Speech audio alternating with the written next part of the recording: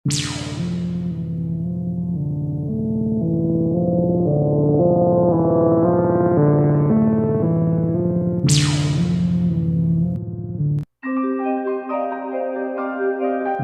tradisi mengerikan di India, membunuh lansia hingga makan jenazah.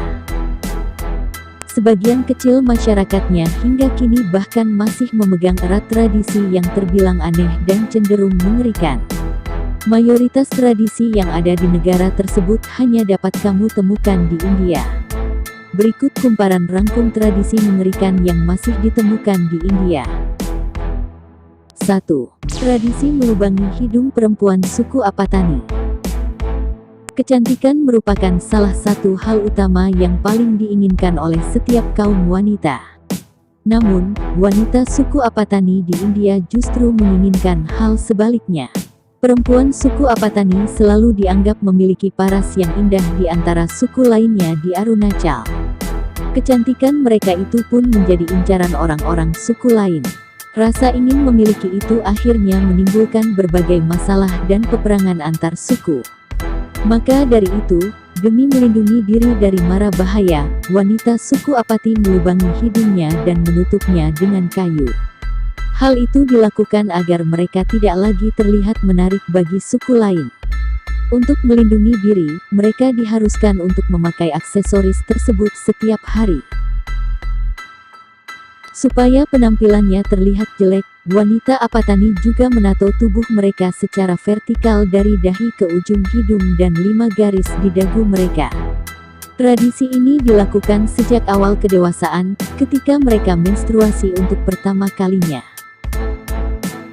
Namun, pada 1970, praktik menyumbat hidung dan melukis tato suku Apatani di wajah sudah tak lagi diperbolehkan oleh pemerintah India. Kini, tradisi memakai topi masih bisa ditemukan pada perempuan-perempuan tua Apatani yang memang menjadikan hal tersebut sebagai identitas mereka. 2. Tradisi lempar bayi. Kalau di Spanyol ada tradisi melompati bayi untuk menyucikan bayi, India juga punya tradisi yang tak kalah ekstrim. Ritual nyeleneh tersebut adalah ritual melemparkan bayi dari atas kuil.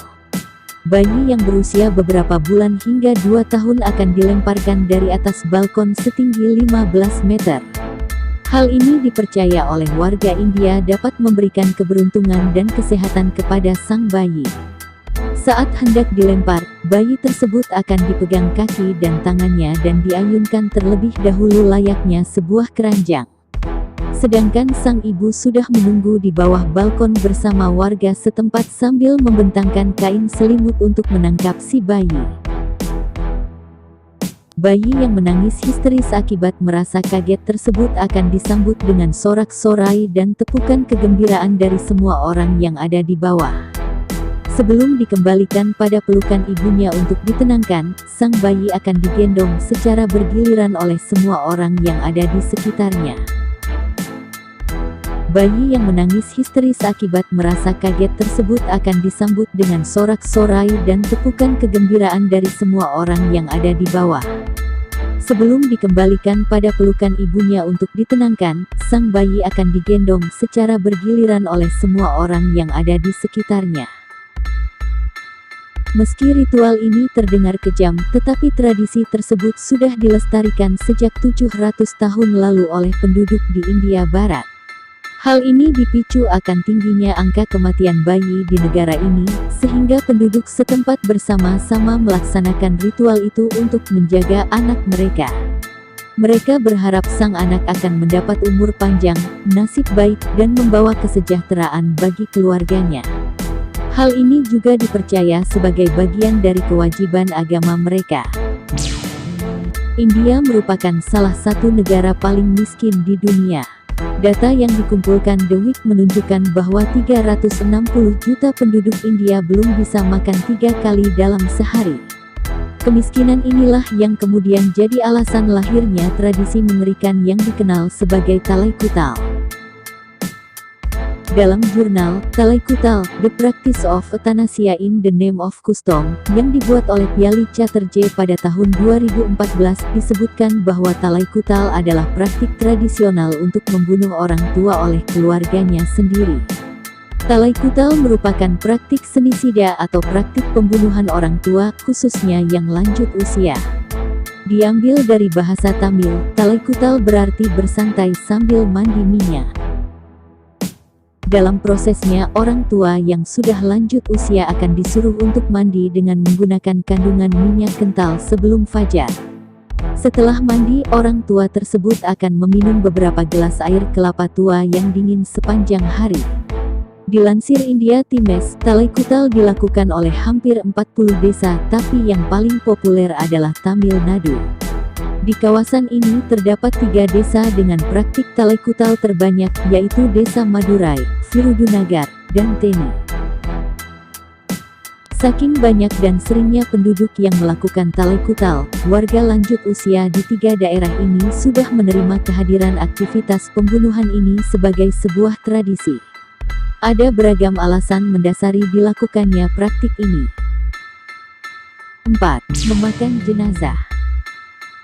Tradisi memakan jenazah yang baru saja meninggal merupakan salah satu tradisi turun-temurun yang masih terpelihara hingga saat ini. Tradisi yang menerapkan praktik kanibal atau manusia memakan daging manusia itu merupakan tradisi yang dilakukan oleh sekte keagamaan pemuja dewa Siwa bernama Agori Sadus. Sekte ini menganggap rohani mereka bisa lebih bercahaya jika mereka memakan mayat. Bahkan, mereka percaya kanibalisme membuat seseorang lebih dekat kepada Tuhan dan mendapat kemudahan dalam menjalani hidup. Suku Agori menggunakan kanibalisme sebagai cara untuk merangkul kematian dan menolak sikap dan kebiasaan duniawi, yang mereka yakini akan membantu mereka menjadi jelmaan Dewa Siwa. Agori memakan mayat manusia baik dalam keadaan segar dan mentah, busuk maupun yang sudah terbakar karena proses kremasi. Untuk mendapatkan hidangan makannya, sekte Agori mencari jenazah di Sungai Gangga yang tercemar di India. Lokasi tersebut dianggap strategis karena dekat dengan tempat kremasi atau pembakaran manusia. Sebagai kota favorit Dewa Siwa, Varanasi atau Sungai Gangga dipercaya memberikan keselamatan akhirat kepada jenazah yang dikremasi di kota tersebut. Akibatnya, ribuan jenazah setiap tahunnya dibawa ke Varanasi untuk dikremasi. Selain praktik kanibalisme, ada ritual lain yang dijalani suku ini seperti melakukan hubungan badan dengan wanita yang sedang menstruasi di tengah-tengah kerumunan mayat. Mereka meyakini, melakukan hal tersebut membuat mereka memiliki kekuatan supranatural. 5. Tradisi membakar diri. Janji sehidup semati dalam pernikahan memang tak boleh dianggap remeh.